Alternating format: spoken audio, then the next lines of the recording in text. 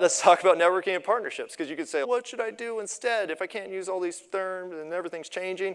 You rely on people. You rely on your community. You rely on referrals. And then all of a sudden, all the scary crap happening online due to massive changes in the industry doesn't have to affect you or your clients like it would other businesses. So my top networking and marketing tips, always say yes. And one of the reasons why I'm on stage today is because I started doing that about 2 years ago. I said, hey, I've always said no. I didn't like going out to coffee with people. I didn't like showing up to expos. I didn't like public speaking. I didn't like any of these things, so I just said no to everything. I just started saying yes. So when you get invited to dinners, even if it's vendors or whoever, just say yes. It's pretty much the easiest thing that you could do. If somebody asks you for content, somebody asks you to come speak, do a workshop at the chamber, any of those things, just say yes, even if you don't know how to do it. You don't have to do this forever, but if you're looking to increase your network today, start doing that and you're going to be much better off.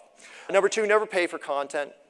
Like I said, when I had my agency, it's a bad idea. It's not your ideas. There's a lot of marketing agencies that are like, we'll write a book for you in 24 hours. That's not your book. That's not your ideas. You probably didn't even read the thing. In order to make good content, even if it's good content generated through AI, it has to be you. It has to be your ideas. So don't think that you can outsource the content function and have it still remain you. And it does have to remain you as much as possible now.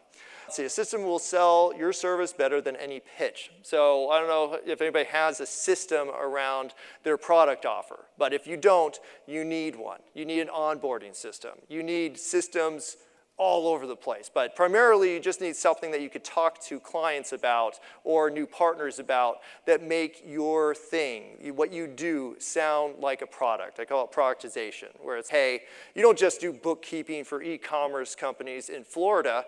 You do the e-commerce bookkeeping 5,000 process. Like, whatever it is. You can make up the name, but people want to know that you've thought about it. And the more that you systematize and more people see the effort that you put into that, the better the network is going to be because you seem like a professional.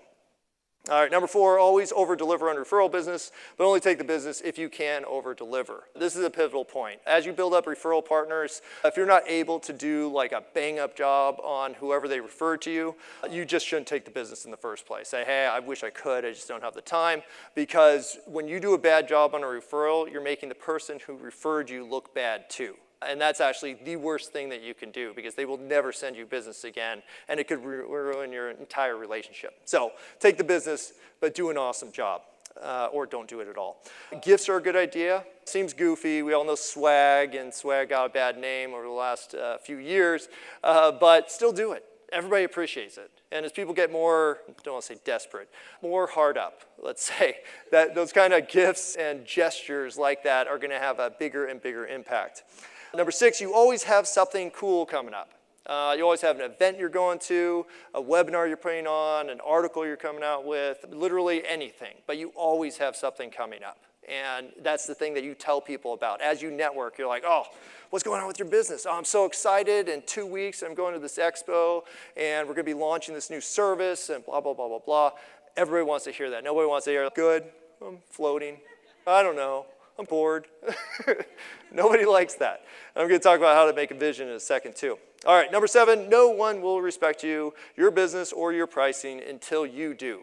This is something that's more about self-development than anything else, and I don't really agree with the fake it until you make it. I do think you genuinely need to believe in the thing that you're selling, but if you have to do it that way, fine. The more you accept it and stop changing it in order to accommodate whoever you're talking to, the more people are going to respect it too. So stop adjusting your stuff, just put it on paper and then go with it and believe it.